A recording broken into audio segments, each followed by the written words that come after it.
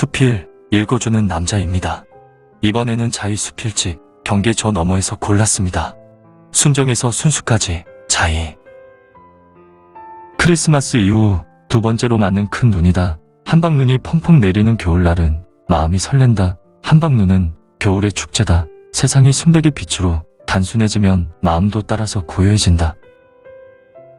저물녘 눈 내리는 풍경은 하얀 지붕 위 저녁밥 짓는 연기와 함께 그윽한 향수를 자아낸다. 내 유년의 기억이기도 하다. 눈이 오면 섬세한 연필화 같은 나무의 나뭇가지들은 하얀 털실 장갑을 낀다. 순백의 세계는 잡념으로 울퉁불퉁한 의식을 고요한 무의식으로 감싼다. 그리고 눈이 내리면 걸어온 길은 또렷한 자국을 남긴다. 한방눈이 아닌 쌀랑눈이 내린다. 눈 오는데 어딜 가?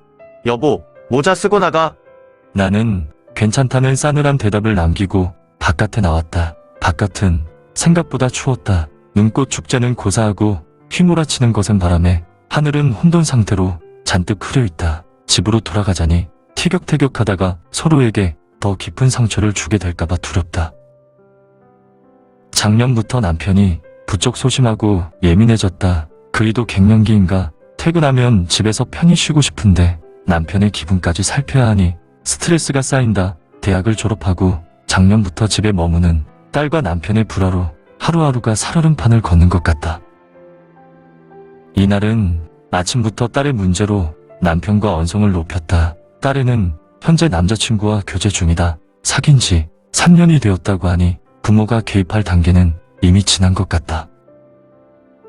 그리고 지난 추석 휴가 때 군 복무 중인 남자친구가 제대를 앞두고 제주도에 놀러 오기로 했고 딸은 남자친구가 오기 한 달 전부터 이 건으로 나와 상의한 적이 있었다.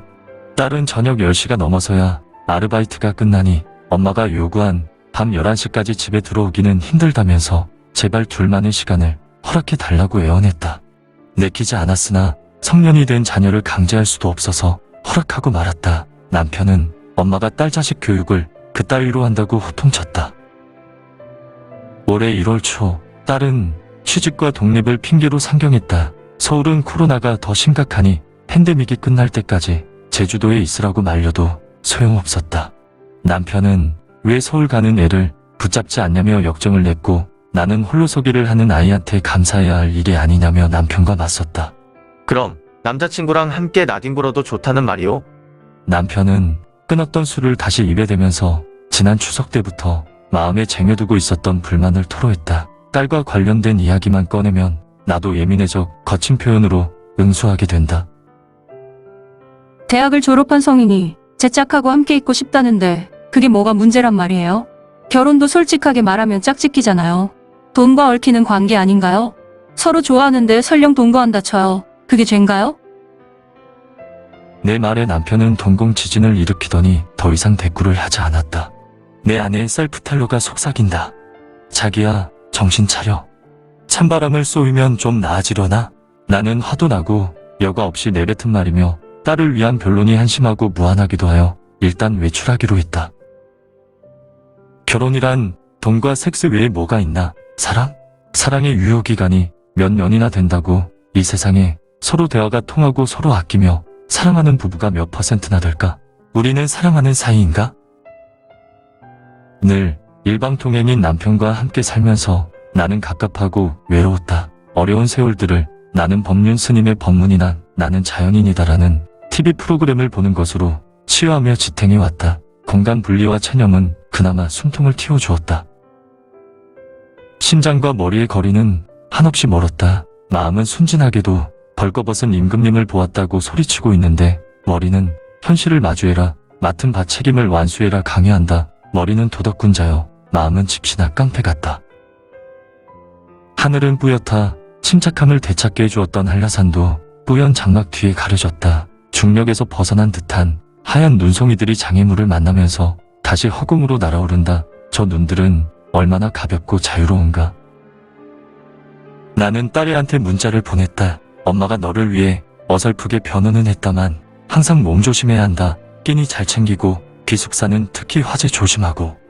딸은 엄마, 설렘과 걱정이 반반이지만 걱정하지 마세요 라고 하면서 면접시험도 잘 통과했으니 어떻게든 홀로 서기에 성공할 것이라고 말했다. 딸은 다소 충동적인 나와는 달리 침착하고 냉정하다. 나는 딸이 제 앞가림은 할 수 있는 녀석이라고 믿는다. 나와 남편의 내전으로 딸은 초등학교 때부터 가출하고 싶었다고 나한테 고백한 적이 있었다. 그래도 잘 버텨주지 않았나. 자녀의 문제는 곧 부모의 문제이다. 나는 생태하천의 천변도로를 따라 남쪽으로 내리걸었다. 눈발이 세질 때 하늘은 뿌옇게 흐렸다가 눈발이 성기어지면 해가 반쪽 얼굴을 내밀면서 쪽빛 하늘을 살짝 드러내곤 했다. 내 기분도 날씨처럼 기복이 심했다. 일집 노년기에 접어든 남편을 잘 섬겨야지 하다가도 고집불통인 남편이 미워지면서 삶이 한탄스러울 때가 많다. 그러나 헤어질 용기도 힘도 없다. 계속 남쪽으로 내려가면 폭우에 닿는다. 나는 올레길을 따라 하염없이 걸었다. 고립감과 외로움의 늪에서 헤어나려면 걸을 수밖에 없다. 주변의 풍경들이 내 무의식에 들어차면 부정적인 생각들은 밀려나고 나는 다시 상냥해진다. 인디언들은 화가 나면 그 화가 풀릴 때까지 걷는다고 한다. 화가 풀리면 눈 위에 작대기를 꽂아 표시를 해두고 돌아선다고. 눈 위에 작대기를 꽂으려면 나는 아직 멀었다. 마스크 안쪽은 수증기가 맺혔다가 차가운 물방울이 되어 흘러내렸다. 귀도 시리고 볼도 얼얼했다. 허리 통증까지 겹치면서 기진맥진했으나 걷고 또 걸었다. 결혼에 대해 내가 너무 원색적이고 천박한 말을 했어. 결혼은 부족한 두 인간이 의지하기 위해 하는 거야. 누구 말 맞다나 서로의 보조 배터리인 셈이지. 우리는 연민으로 함께하는 것 같아. 내 엇보일 수도 있고 가깝고도 먼 사이가 부부 사이 아닌가. 가까우니 비밀스러운 얘기를 해도 허물이 없고, 그러나 멀 때는 수만 광년을 달려온 별보다도 멀더라. 가끔은 너무 낯설어. 사랑에 대한 견해도 너무 달라. 조건부 관계는 거래지 사랑이 아니야. 집착도 일종의 폭력인 거고. 결혼은 왜 할까? 하긴 나이 들고 육신이 쇠할 때 서로 의지할 짝은 있어야겠지. 결혼은 그 책임을 지겠다는 합의인 거고, 합법적인 섹스나 돈과 얽힌 관계라고?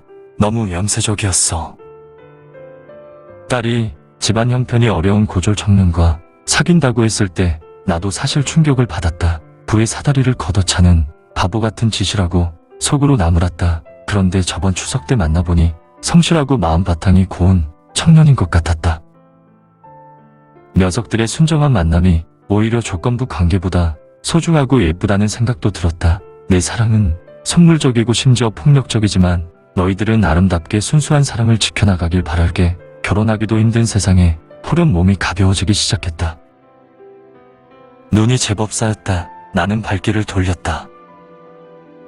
가족이라는 이슈에 천착하다 보니 유튜브 알고리즘은 세상에서 가장 아름다운 부부를 추천했다. 나부야 나부야라는 영화는 경남 하동 어느 시골에 90이 넘은 노부부 생애의 마지막 10년을 다룬 감동적인 다큐멘터리이다. 만사가 태평이고 아무것도 할 줄 몰라 할아버지의 도움을 받아야 하는 할머니는 학교 문 앞에도 가보지 못했다고 한다.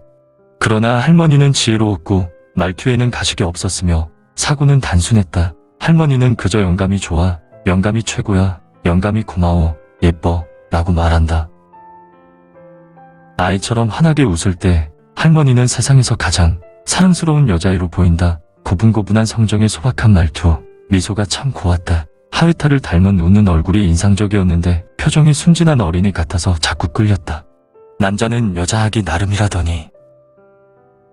어린이답다는 것은 다른 한편, 그 순진성과 무의식성 덕분에 훨씬 완벽한 자기의 이미지, 즉 꾸밈 없는 개성을 갖춘 전인격의 이미지를 보여준다.